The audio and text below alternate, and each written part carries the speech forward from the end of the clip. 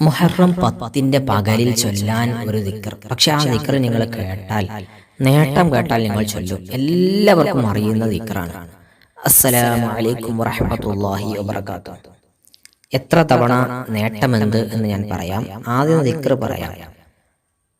ഹസ്ബുനല്ലാഹു വനിഅമൽ വക്കീൽ, നിഅമൽ മൗല വനിഅമൻ നസീർ. ഹസ്ബുനല്ലാഹു വനിഅമൽ വക്കീൽ, നിഅമൽ മൗല വനിഅമൻ നസീർ.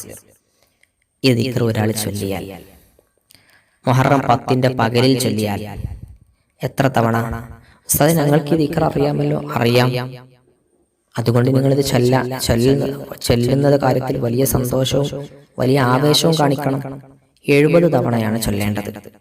ചൊല്ലുന്നവന് ഈ മുഹറം 10, നിങ്ങൾ ചൊല്ലുന്ന ഈ മുഹറം 10 മുതൽ അടുത്ത മുഹറം 10 വരെ, അതായത് ഒരു കൊല്ലം, അള്ളാഹു നിങ്ങൾക്ക് ആപത്തുകളിൽ നിന്നും മുസീബത്തുകളിൽ നിന്നും വലിയ കാവൽ തരും, വലിയ കാവൽ നൽകും. ആപത്ത് മുസീബത്തിൽ നിന്ന് നിങ്ങൾക്ക് സംരക്ഷണം കിട്ടുന്ന ഒരു അമലാണിത്. മുഹറം 10 പകലിൽ നിങ്ങൾ ചൊല്ലൂലേ? ഇൻഷാ അല്ലാഹ് നിങ്ങൾ ചൊല്ലുമെന്നാണ് പ്രതീക്ഷിക്കുന്നത്.